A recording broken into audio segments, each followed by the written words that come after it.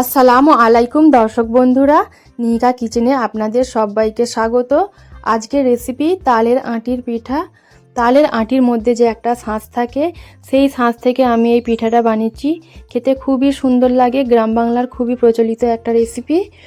এই শাঁসটাকে অনেকে তালের গজাও বলে। তো আপনারা কি বলেন আমাকে কমেন্টে জানাবেন। তো দেখুন, প্রথম আমি শাঁসটা বের করে নিয়েছি, এবার খুব ভালো করে ধুয়ে নিয়েছি। এবার একটা মিক্সিং জার নিয়ে নিয়েছি, এর মধ্যে আমি সমস্ত শাঁসগুলো দিয়ে দিলাম। এবার এটা খুব ভালো করে পেস্ট করে নিতে হবে। এর মধ্যে আমি অল্প একটু পানি দিয়ে এটাকে পেস্ট করে নিয়েছি। এবার একটা বোলের মধ্যে আমি পেস্টটা ঢেলে নিচ্ছি।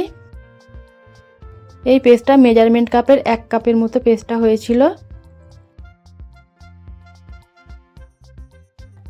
এবার ওই মেজারমেন্ট কাপেরই আমি পৌনে 1 কাপ চিনি নিয়েছি। আপনারা যদি মিষ্টি বেশি পছন্দ করেন তাহলে 1 কাপ চিনি নেবেন। আর দিয়ে দিলাম অল্প একটু লবণ। এবার চিনি আর লবণটা আমি মিশিয়ে দিচ্ছি। মিশিয়ে আমি 5 মিনিট অপেক্ষা করব, কারণ চিনিটা খুব মোটা দানার চিনি, যাতে এটা গলে যায় একটু। তো ঢাকা দিয়ে আমি 5 মিনিট অপেক্ষা করছি। দেখুন 5 মিনিট পর চিনিটা অনেকটা গলে গেছে। এবার দিলাম 1/2 চামচ খাবার সোডা বা বেকিং সোডা। আপনারা চিনিটা মিক্সিতে গুঁড়ো করেও নিতে পারেন। চিনিটা গুঁড়ো করে নিলে তাহলে আর অপেক্ষা করতে হবে না, যদি আপনাদের হাতে সময় না থাকে। আর এখানে আমি দিয়ে দিলাম 1.5 কাপ আতপ চালের গুঁড়ি। ওই একই কাপ মেপে আমি আতপ চালের গুঁড়িটা নিয়েছি। আর দিলাম 1/2 কাপ ময়দা। আপনাদের কাছে আতপ চালের গুঁড়ি না থাকলে আপনারা পুরোটা ময়দা দিয়েই বানাতে পারেন। এক্ষেত্রে 2 কাপ ময়দা নিয়ে নেবেন। এবার আমি লিকুইড দুধ দিয়ে এটাকে গুলে নিচ্ছি। একটা ঘন ব্যাটার তৈরি করতে হবে। লিকুইড দুধের পরিবর্তে আপনারা পানি দিয়েও গুলে নিতে পারবেন, তবে দুধ দিলে এটা খেতে একটু বেশি টেস্ট হয়। এবার কড়াই আমি রিফাইন অয়েল গরম করে নিয়েছি, আর ওর মধ্যে কিছুটা আমি দিয়ে দিলাম।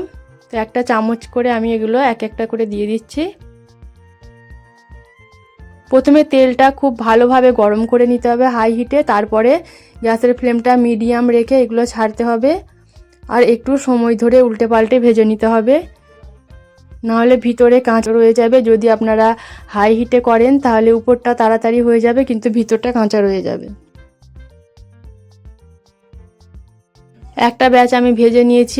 আর এই পিঠাটা খেতে কিন্তু অসম্ভব মজার হয়, আপনারা একবার হলেও বানিয়ে দেখবেন। সবাই কিন্তু খেতে খুবই পছন্দ করবে। তো আমি আবারও একটা ব্যাচ ভেজে নিচ্ছি।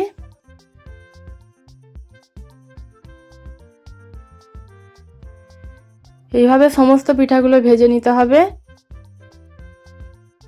আর রেসিপিটা ভালো লাগলে আমাকে অবশ্যই কমেন্ট করে জানাবেন আপনাদের কেমন লেগেছে।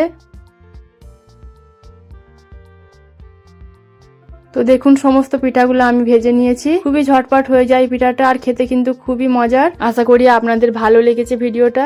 ভালো লাগলে আমাকে কমেন্টে জানাতে ভুলবেন না। আমার চ্যানেলে নতুন বন্ধু হয়ে থাকলে চ্যানেলটা সাবস্ক্রাইব করে দেবেন, আর যারা আগে থেকেই সাবস্ক্রাইব করেছেন তাদেরকে অসংখ্য ধন্যবাদ। আজকের জন্য এই পর্যন্তই। দেখা হচ্ছে পরবর্তী ভিডিওতে নতুন কোনো রেসিপি নিয়ে। ততক্ষণের জন্য সবাই খুব ভালো থাকবেন, সুস্থ থাকবেন, আর আমার জন্য দোয়া করবেন। আল্লাহ হাফেজ।